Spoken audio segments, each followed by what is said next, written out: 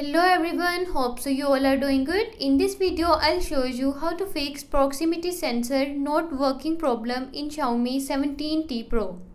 Before starting the video, don't forget to subscribe and watch our complete video.